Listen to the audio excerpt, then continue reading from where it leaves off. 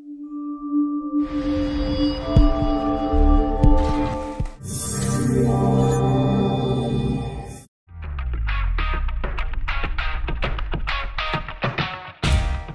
fait, la FIDOP, dans sa vision, a toujours voulu être un institut de formation. Parce que le constat que nous faisons sur le continent africain, les droits de l'homme sont méconnus. Parce que dans la plupart de nos écoles et à l'université, on ne nous les enseigne pas. Donc les gens ne savent pas trop ce que c'est. Donc pour une structure de défense des droits de l'homme, il est bon de vulgariser la question des droits de l'homme.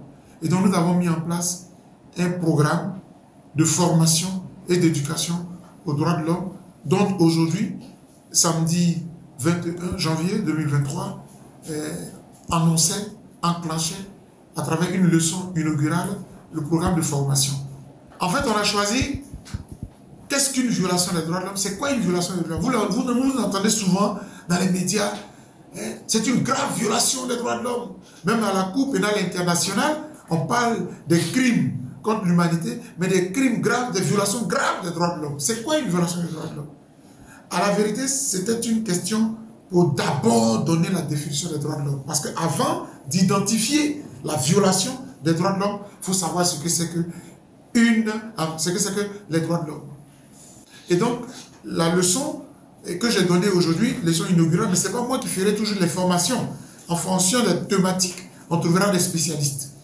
Donc, la leçon d'aujourd'hui, c'était d'abord, c'est quoi une violation? C'est quoi les droits de l'homme? Et puis ensuite, c'est quoi une violation des droits de l'homme? Et enfin, qui est chargé dans la société de restaurer les droits de l'homme lorsqu'ils sont violés?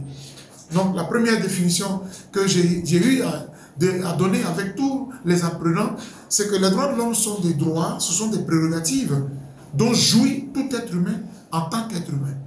Autrement dit, ce sont des droits sacrés qui nous sont donnés, qui nous sont octroyés, qui nous sont reconnus à travers la planète. Des droits qui sont inhérents à notre nature d'être humain. Et moi, dans ma philosophie, ce sont des droits divins. Par exemple, le droit à la vie, c'est Dieu qui me donne la vie.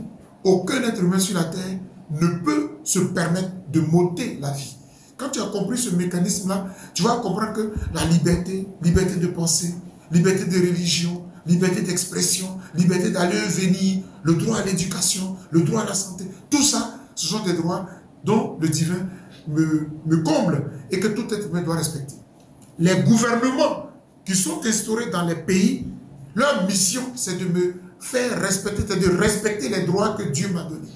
Et c'est pour cela que la déclaration d'indépendance américaine dit « Les gouvernements sont établis parmi les hommes pour garantir les droits de l'homme et leur légitimité émane du pouvoir de gouverner. » Fin de citation. C'est ce qui est dit dans la déclaration d'indépendance. Donc vous voyez que, à travers ce que je viens de dire, vous avez bien vu que les droits de l'homme ont un lien avec la démocratie, autrement avec la politique. Parce que c'est une matière politique. Dans le prolongement, vous faites bien de me relancer sur cette préoccupation, dans le prolongement, il y a violation des droits de l'homme lorsque l'État n'accomplit pas sa mission de me garantir les droits de l'homme. Quelques exemples concrets. Le policier et le gendarme, dans sa mission régalienne, c'est de me protéger, ma personne et mes biens. Or, il se trouve que, très souvent, je suis victime de brutalité, de violence, d'atteinte à mon intégrité par les forces de l'ordre. Soit peut-être parce que je veux faire une marche, soit parce que je veux manifester, soit parce que je suis convoqué par le procureur de la République. Donc, vous voyez, l'État qui est chargé de me garantir les droits de l'homme, c'est l'État lui-même qui viole mes droits. C'est là où on parle de violation des droits de l'homme. Je vais à l'hôpital et il se trouve que le médecin qui est chargé de me soigner, c'est celui-là qui me raquette. C'est celui-là qui me réoriente de l'hôpital vers une clinique dans laquelle il travaille. Donc, vous voyez, il y a tellement de situations de violation des droits de l'homme. Donc, en clair, et pour faire court, la violation des droits de l'homme, c'est lorsque l'État n'accomplit pas sa mission de faire respecter les droits de l'homme. C'est lorsque l'État est en cause. Par exemple, nous sommes dans un village où on n'a pas d'eau potable. C'est l'État qui n'a pas assumé sa responsabilité. Violation des droits de l'homme. Nous sommes dans un village où on n'a pas d'électricité. Mais c'est l'État qui n'a pas accompli sa mission. Et c'est pour cela que nous, chez nous, lorsqu'on vous envoie l'électricité au village, ne faites plus de fête pour dire merci au président. Il n'a rien fait. C'est son travail. Lorsqu'on vous amène l'eau, ne dansez pas pour remercier le ministre. Il n'a rien fait. C'est son travail. Voilà les droits de l'homme. Mais quand vous parlez comme ça, pour celui qui ne connaît pas, il dit oui, il fait politique. Ah, il est maintenant opposant. Il est opposant déguisé. Ils n'ont rien compris.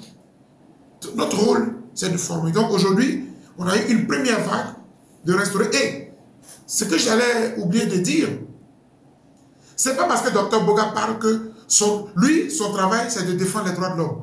La conclusion de cette grande formation d'aujourd'hui, cette leçon inaugurale, c'est que tout citoyen dans la population est un défenseur des droits de l'homme, est un militant des droits de l'homme.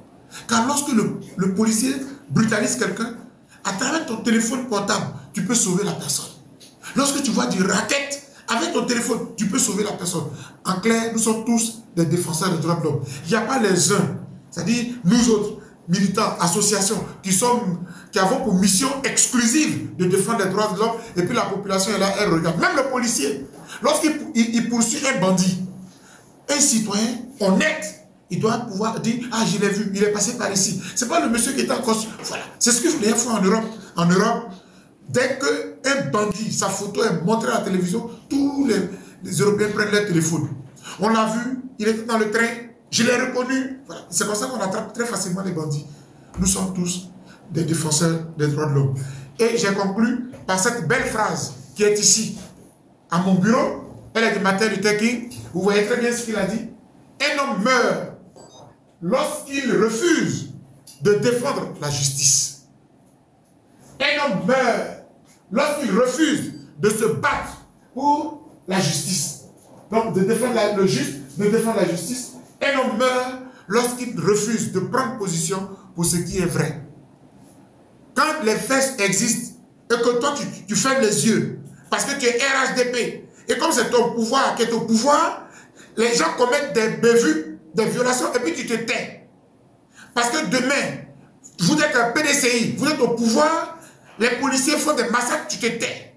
Parce que hier, tu étais FPI, vous étiez au pouvoir, les gendarmes font des crimes, tu te tais. C'est toi le criminel.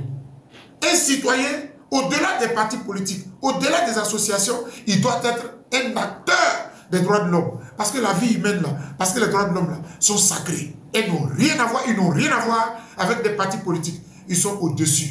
C'est pour ça que je suis un passionné des droits de l'homme. Et j'ai dit. Merci.